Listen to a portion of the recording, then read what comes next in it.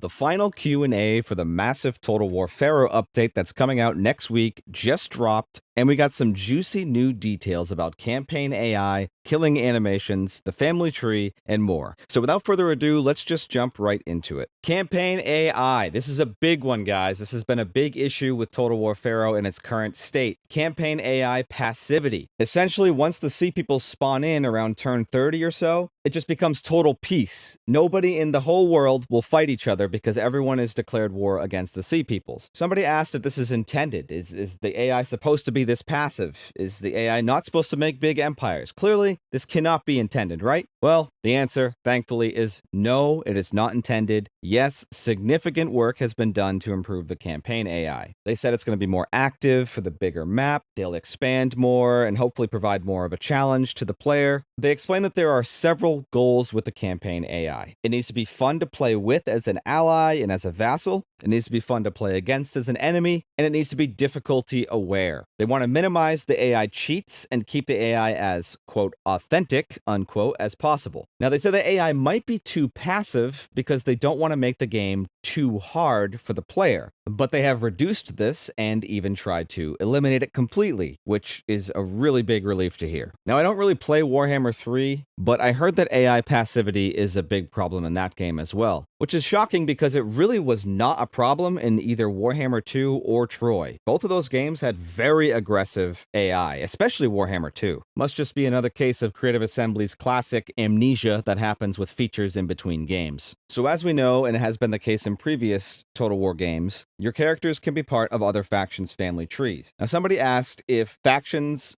that share family trees will be less likely to declare war on each other. And the answer to that is yes. Factions which share family trees are less likely to declare war on one another because they get a diplomatic bonus from being in the same family. All right, so we need to clear something up here. There is something called a scion in your family tree, and there's something called your heir. The scion is what you would think of as a typical faction heir. So when your faction leader dies, the scion becomes the new faction leader. Your heir is the heir to the royal court. So if you are Wanex or Pharaoh or King of the Universe, your heir will be the person who takes over that role once the King of the Universe, Wanex, Pharaoh, etc. dies. Now, you can make anybody into your scion as long as he is in your family. So if you have a really badass high-level general that you want to make into your scion, you can do that, but you have to get him into your family first, and they mentioned marriage as a way to do that. They did not mention adoption, as far as I can remember, as a possible way to get people into your family. But they did say that there will be different effects for your faction leader based on how he was appointed scion. So if he was a general, if he was a natural-born son,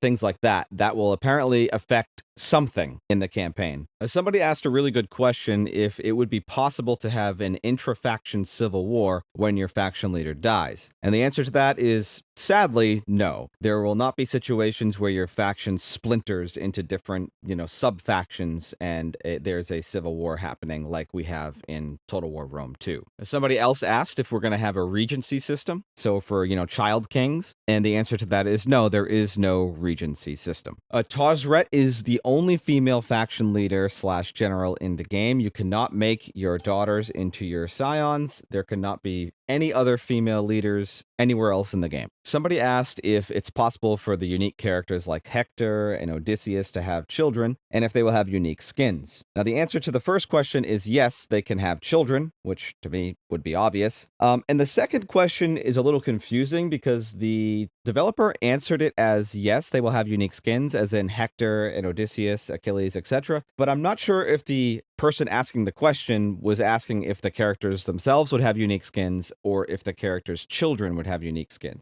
If it was the latter, then we do not know because they didn't answer that part of the question. I'm going to assume no. I'm going to assume that the unique characters' children will just have generic portraits like anyone else. Somebody asked a good question about generations and the family tree's ability to display all of them. They asked if there was a limit to the number of generations that the family tree would display throughout the campaign. And the answer is No, there is no limit. So if you're playing 300 turns and you're doing 1 turn per year and you have a crap ton of kids and members of your family, they will all be displayed on the family tree. It will be one massive family tree going all the way back to turn 1. Really nice to hear that. Glad somebody asked that question. Characters in Total War Pharaoh's Dynasties come of age at 16 years old. And every turn, the game will roll a chance for every couple in the game to conceive a child, and the chances of them having a child is about 20%, so 1 child per 5 turns. That means you get a new generation roughly every 20 turns or so. So if you have a 300-turn campaign going on, your family tree is going to be freaking huge. Somebody asked if the Sea People's starting positions are going to be moved now that the map has been made a lot bigger. The answer is that the playable Sea Peoples, so the Peliset and the Sherden, will not be moved. They will retain their original starting positions, but the non-playable invasion factions will be moved. 2 of them in particular will spawn near Greece, so they're going to have some of the Bronze Age collapse fun, just like everyone else in the Near East. Now, we know the Sea Peoples themselves are getting reworked. They're no longer going to be these scripted invasion factions that just go around and destroy the world. They're now going to spawn in and behave like any other faction. They're going to be able to settle, conquer territory, expand, engage in diplomacy, etc., etc. However, they will be given the raider personality, so they will not always settle a settlement when they conquer it. And they said that they've taken this into account and rebalanced the pillars of civilization mechanic to feel more or less the same as it feels in vanilla right now, accounting for the new Sea Peoples and Land Peoples changes. Yes, the Land Peoples, so the Libyans, the Phrygians, and the Casca, they will also be getting the reworked Sea Peoples treatment. So they will no longer just be these spawning in random invader stacks that are scripted to just be annoying and destroy things. They will become fully fledged factions themselves. They will spawn in, they'll be able to settle down, engage in diplomacy, the whole shebang. Somebody asked about confederations. Will smaller factions be able to be confederated into the larger ones to get their lord and their unique units too? The answer is yes. Apparently the confederations will work much the same as they do in Troy, with a few exceptions. You can't confederate other factions' vassals, for example. So yes, you can go around, you can catch all the lords like Pokemon. If you want to play as Agamemnon and kind of get the old band back together and capture Ajax and Achilles and the whole gang, you can do that. Somebody asked how the AI on the campaign map makes its decisions. Does it just do everything based on the strength meter? What's going on? And so they answered it that this is a huge, really long, complicated answer that they're going to do a dedicated blog on in the near future, which is honestly great to hear. I've done some modding of the campaign AI, quite a bit of modding actually, in the Rome 2 days, so I know some things about how the AI makes its decisions, but I mean, largely it's still just a black box, and the tables that we're able to access as modders really are just kind of like shifting weights here or there.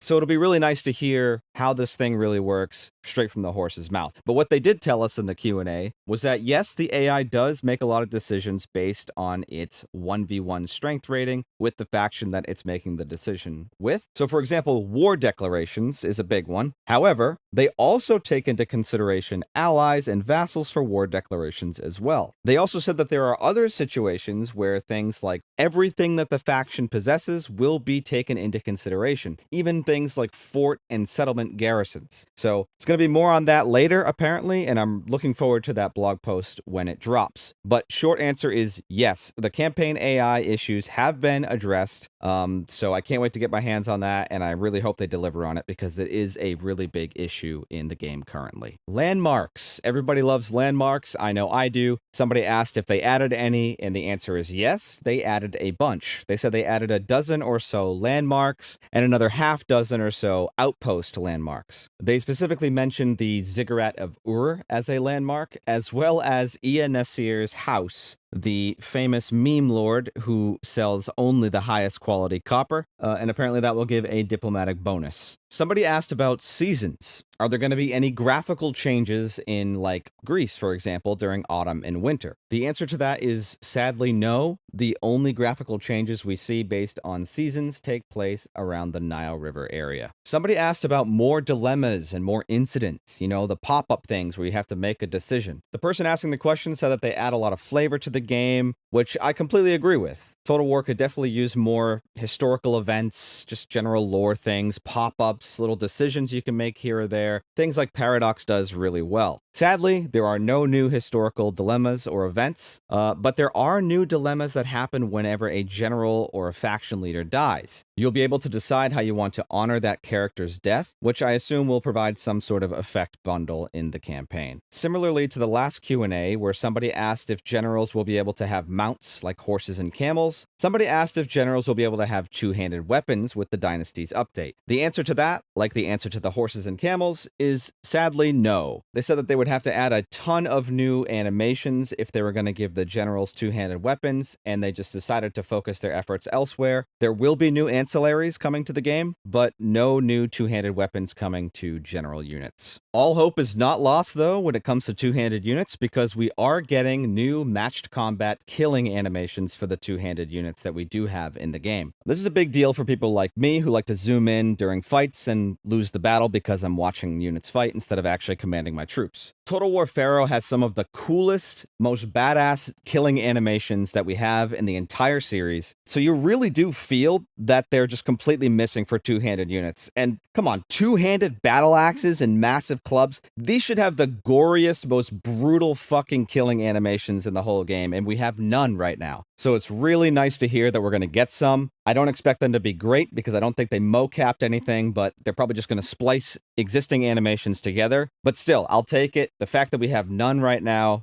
is a big disappointment. We need to have killing animations for all weapon types in the game. Now, this is technically old news from last Q&A, but we are getting just more killing animations in general, in addition to the two-handed ones. A lot of the general killing animations from the campaign map are getting ported into the battles, so some of the coolest ones were limited only to the post-battle screen. Now they're going to be happening with actual units on the ground. I'm really happy to hear this because I'm a big fan of matched combat killing animations in Total War games. It's been a hit for me since Medieval 2, and it's been almost a decade since we had a big, large-scale historical title that had matched combat killing animations in its battles. Somebody asked if there's going to be new royal units for the Wanex and King of the Universe, and the answer is yes. There'll be new Tier 6 units for both of those titles. Anti-snowball mechanics. Somebody asked about these. Are we going to get any? The answer is yes. The administrative burden system from Total War Saga Troy is coming over to Pharaoh. It's basically the same thing with some minor changes to fit the theme. That is the primary anti-snowball mechanic being introduced. The other one they mentioned is just the changes they made to the invader factions that should be a check on big empires, not just the player, but any big empire in the game. It's a small thing, but somebody asked if the new Mesopotamian units will have 2D unit cards like all the other units in the game, and the answer is yes, they will. Somebody else asked if the hecatomb and dwelling systems are unique to the Aegean and Mesopotamian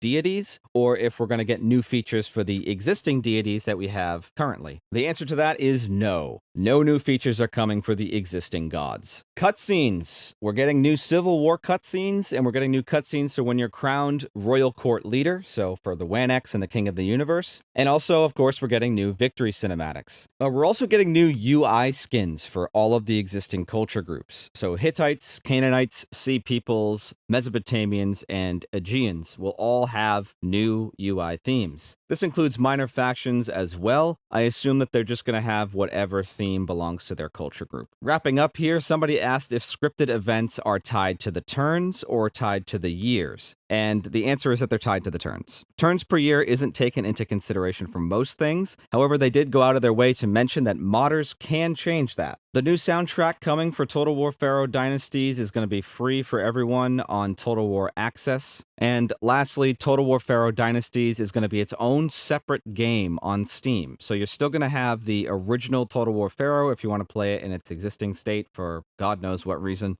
All of the new content is going to be on its own separate launcher. And that's it. That's everything that was covered in today's Q&A. It was the last Q&A before launch. It's launching next week for free for everybody who owns Pharaoh. I can't wait to play it. I can't wait to try it out. Hopefully it's good. Hopefully it doesn't suck. We'll find out. I'll let you know my thoughts either way. Thank you guys so much for being here, for getting to the end of the video, for subscribing to the channel, liking the videos, the whole thing. I really appreciate it. Take care, everybody. Stay safe, and I will see you in the next one.